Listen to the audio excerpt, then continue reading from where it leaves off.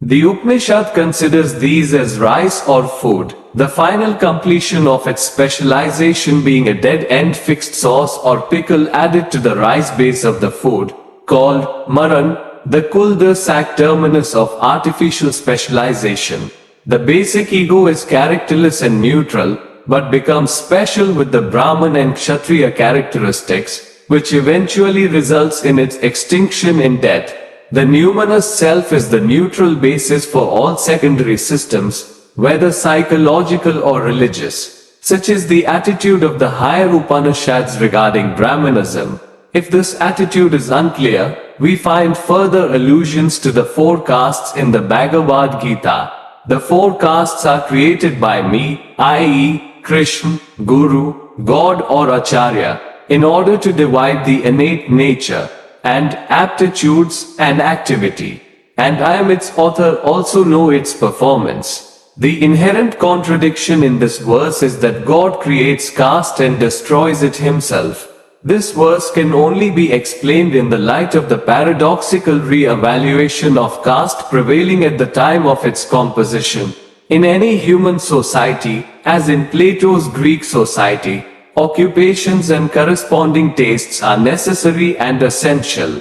Based on the four castes, there were elements of universal validity that could be attributed to the creator of nature.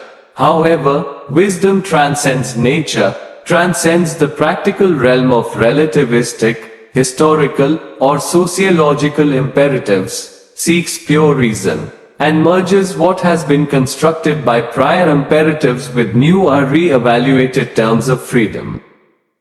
In the light of the revival of orthodoxy after the decline of Buddhism, at the time when the above verse was written, only such a vague re-evaluation was possible for the writer.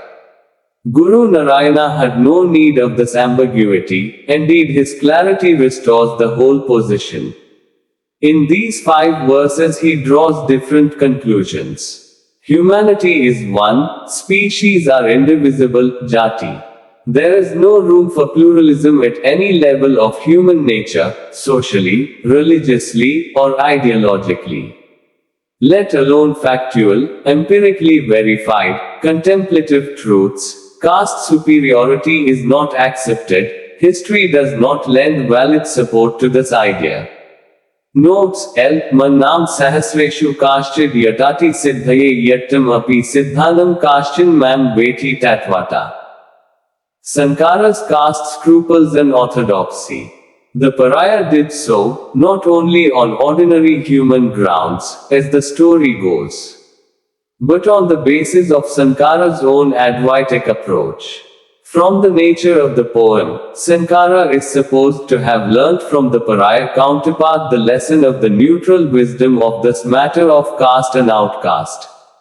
But whether he did or not is doubtful. For a close examination of the various bhashyas, commentaries, of Sankara on the Upanishads, the Bhagavad Gita and the Brahma Sutras reveals to anyone that he still treated caste distinctions based on Vedic ritualist gradations as something taken for granted. At the most, he is very mildly expostulatory. Perhaps he was anxious, after the Buddhist decline, to catch up with the pre-Buddhist orthodoxy of the Vedas, which included the social distinctions of caste, and history perhaps justified his lukewarm attitude. The right of the Sudra or lowest caste to have Vedic wisdom is questioned implicitly and even explicitly. The right of a pariah to such wisdom does not arise at all, and the inference is that he is to be eliminated, rather than made even to serve the Vedic pyramidal superstructure erected on the broad base of the Indian social masses.